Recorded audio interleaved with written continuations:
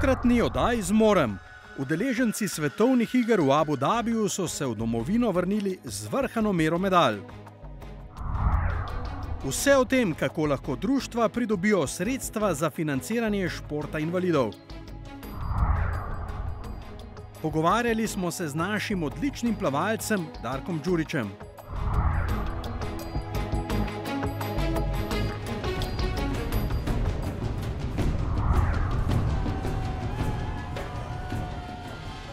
Na največjem slovenskem letališču smo v preteklosti lahko videli že veliko veličastnih sprejemov, ampak tako čustveno, kot je bilo ob prihodu delegacije športnikov, ki so na svetovnih igrah specialne olimpijade v Abu Dhabiju osvojili 24 medalj, verjetno ni bilo še nikoli.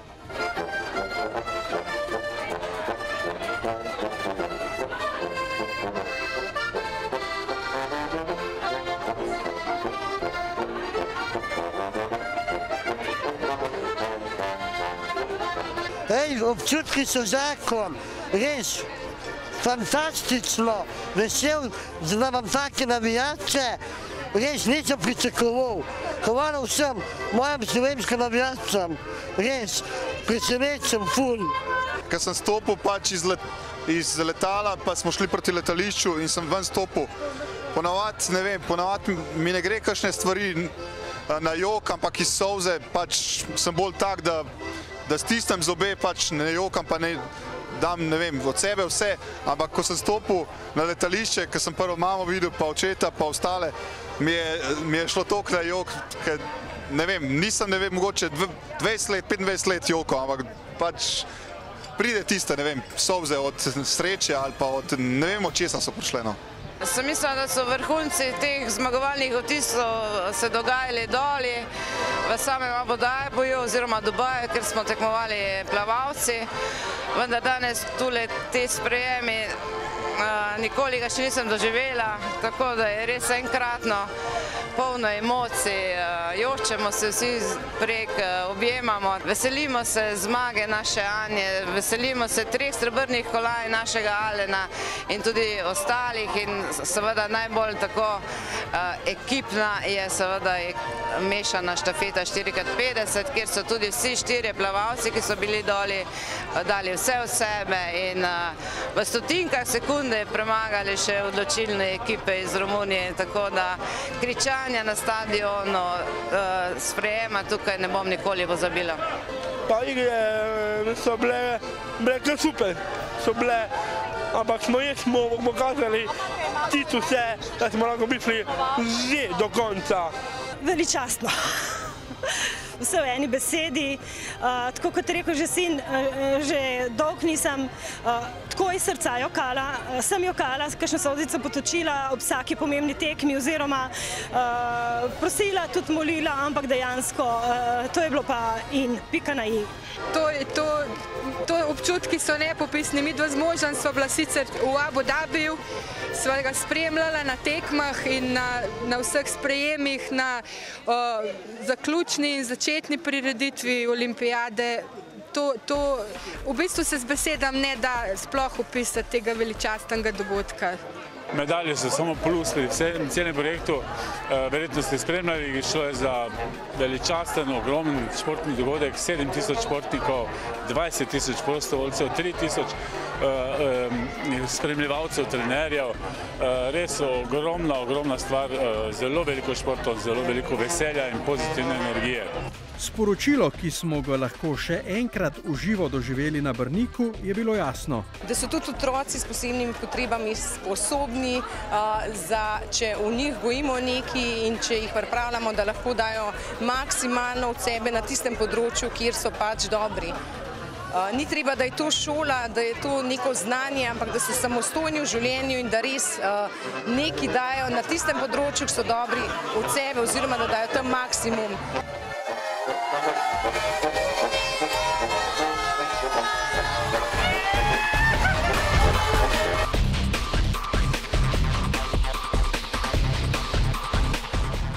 Slovenija je športna dežela, tudi na področju športa invalidov. Toda ker je brez finančnih sredstev nemogoče vzpostaviti primerne okoliščine za delovanje športnih programov, smo tokrat enega izmed največjih strokovnjakov na področju športa in predvsem invalidskega športa povprašali, kako pravzaprav začeti. Osnova pa so programi. To pomeni, da mi ne smemo biti jezni, če lokalne skupnosti ne financirajo športa invalidov, če programov ni. To pa pomeni, da morajo društva prijaviti programe, ki so pa lahko v dveh vidikih. Prvi vidik je inkluzija. To pomeni, da društva poleg ostalih prijavijo tudi invalide za svoje programe. Druga možnost je samostojna vadba invalidov, kjer se lahko dogovoriš in v bistvu samostojen program košarka na vozičkih, sedeča odbojka in se to izvaja posebej. Ključ do sredstev se skriva v sodelovanju med običajnimi in med športniki invalidi ter v združevanju društev v različnih občinah. Tukaj je več možnosti financiranja, bistvena sta tukaj Fundacija za šport in lokalna skupnost. Še enkrat, če lokalna skupnost nima kaj financirati, ker ni programov, potem ponavadi to nastane problem. Če pa so programi, potem so pa dolžni financirati. To pomeni, da je treba najprej se usesti na posameznem področju.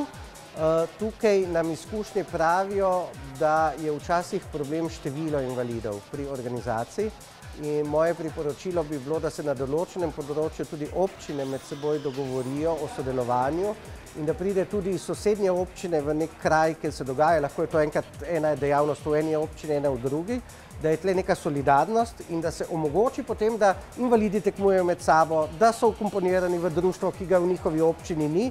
Skratka, da to razdrobljenost občin se združi na tem področju, ker moramo vedeti, da invalidov je približno 10% ali pa 7% v slovenski družbi. In ne moremo primerjati z ostalim športom, ker ni problem narediti nogometno društvo. Zbrati 11 invalidov za nogomet je pa potrebno združiti širšo regijo. Za Fundacijo za šport se te vloge vdajajo v začetku oktobra.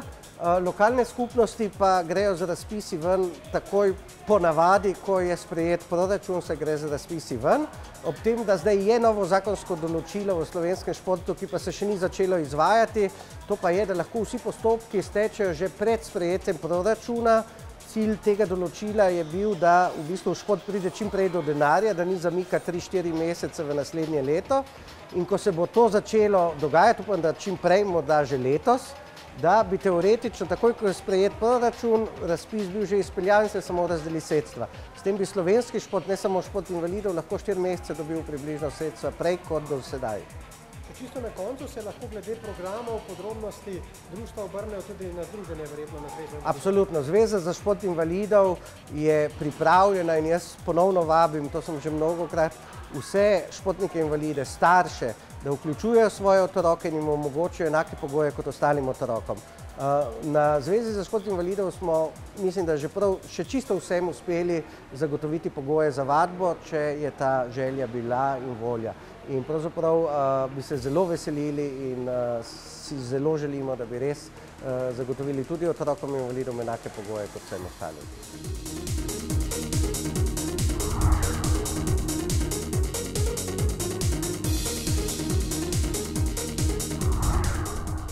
Torej, nov mesec, nov izziv. Danes smo v Mariboru, teniški klub ŽTK nas gosti. Moj izziv pa prinaša dvoboj z Marinom Keglom. 3 igre, videli bomo, kdo bo boljši. Marino je že opravil trening. Včeraj sem ga tudi obiskal v Murski Soboti in videl, da res igra odlično. In mislim, da bo zame prevelik zalogaj, ampak kot vedno se veselim še posebej te rubrike.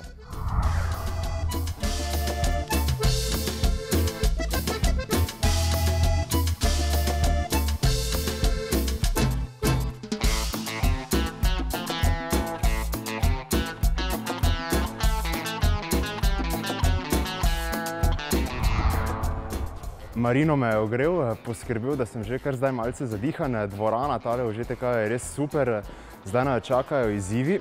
Mislim, da je Marino že na ogrevanju dokazal, kako kvaliteten tenisač je, ampak naredil bom vse, kar lahko, da osvojim kakšno točko. Za športni izziv proti Matisu sem se pripravil pol leta. zato sem treniral vsak dan. Vmes se skoraj vse upapal, ampak moj moto never give up me je gnal naprej, tako da sedaj upam, da sem dobro pripravljen in kar bom z lahkoto ugnal.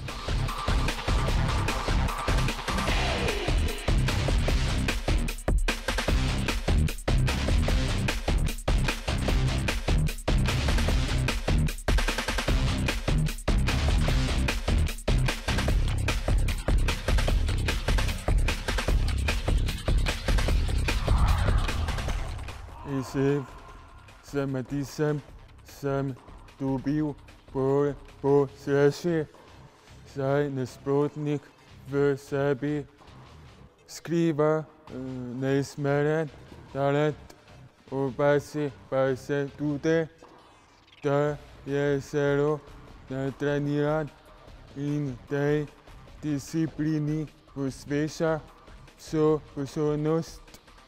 Zasluži si iskrene čestitke za prikazano igro. Tako, bilo je naporno, malo sem se prepotil, Marino je pričakovano zmagal z 2-1, mislim pa, da vem, komu bom šel na inštrukcije, da bom izboljšal svojo poletno igro tenisa. Hvala še enkrat ŽTK-ju in nasvidenja do prihodnjega meseca.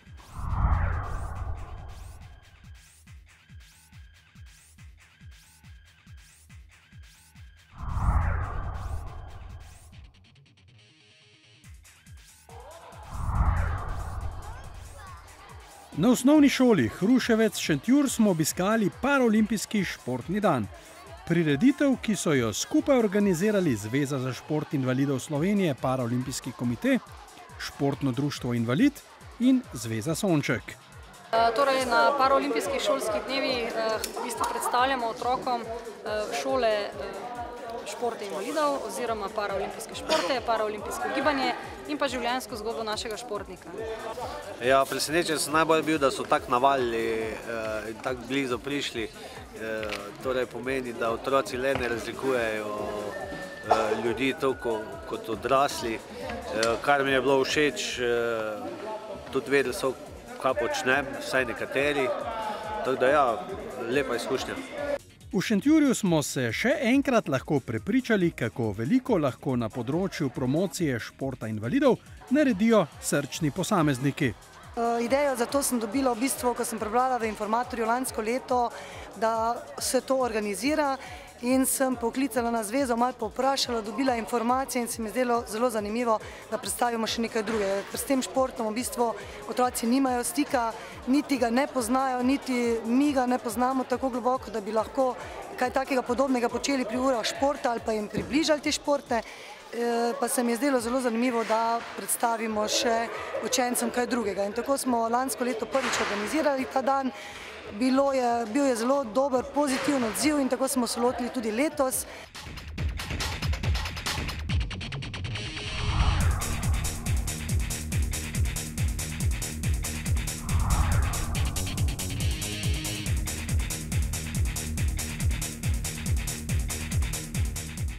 Invalidi nismo glih narejeni po nekem splošnem kalupu, tako da se določene stvari sigurno moramo malo tudi sami znajdeti, ampak tudi včasih je birokracija kar velika ovira.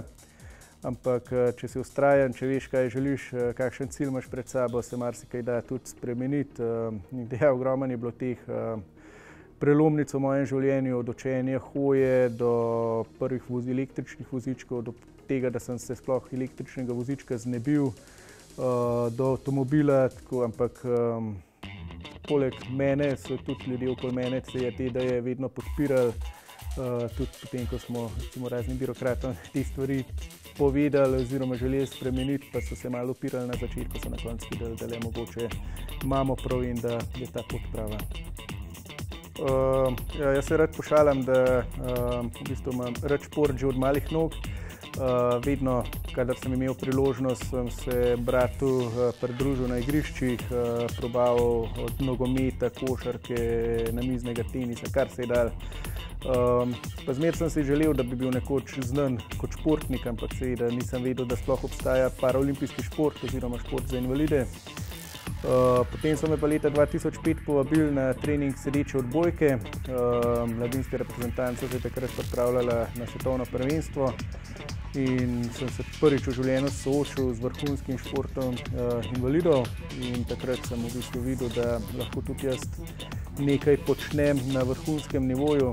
Imel sem v osnovni in srednji šoli veliko sošolcev, ki so bili športniki, seveda sem si želel biti tak kot oni. Zelo pomembno je, če želimo biti sprejeti v družbi, da sami sebe sprejmemo. Pač lastne hibe ali pa kako bi temu rekel, ja, nas v življenju v določeni meri sigurno ovirajo, ampak če mi tega nismo sposobni sprejeti, to tudi okolica začuti in tudi oni nas potem ne bojo sprejemali. Velikokrat sem se pogovarjal z invalidi, ki so rekli, da jih ne sprejemajo, pa sem jih vedno vprašal, pa vi sprejmete sebe. Če samo medalje pogledam z največjih tekmovanj, vsaka ima eno posebno zgodbo za sabo. Tako bi izpostavil, katere sem bil najbolj vesel. Ene so bile čisto presenečenje, ene so bile pričakovane, pa so bile težje dosežene, kot sem pričakoval na začetku. Pa tudi tistih manjših uspehov, ko sem se sploh naučil plavati, ko sem prvič uvrstil na veliko tekmovanje, prvič uvrstil v finale, tako da vsak uspeh je ureden enako, samo na različnih nivojih je bil dosežen. Plavanje je pač en del mojega življenja, ki me je v zadnjem obdobju tudi najbolj zaznamoval, ampak sigurno tudi druge stvari rad počnem. Potovanja so ena izmed teh stvari. Do ljubezni, do potovanj sem prišel seveda preko plavanja, ko smo veliko po svetu hodili, imeli priložnost poznavati lepe kraje in mesta. Tako da sigurno, če imam le čas, grem za kakšen dan ali pa teden v tujino. Druge stvari pa sigurno tudi ogromno imam nastopov kot motivacijski govorec po podjetjih in šolah. Če v prostem času pa se grem tudi na kakšen koncert, takšne stvari. V Podbrezjah, odkoder prihajam, radi rečemo, da življenje ni potica. Jaz mislim, da nihče izmed nas ne pozna človeka, ki se ne bi nikoli soočil s kakšno oviro.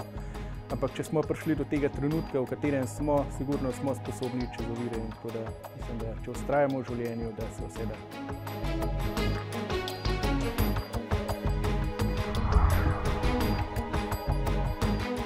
To je bilo vse v tokratni oddaji. V naslednji pa boste lahko spoznali zanimiv projekt povezan s paraolimpijskimi igrami v Tokiu. Se vidimo!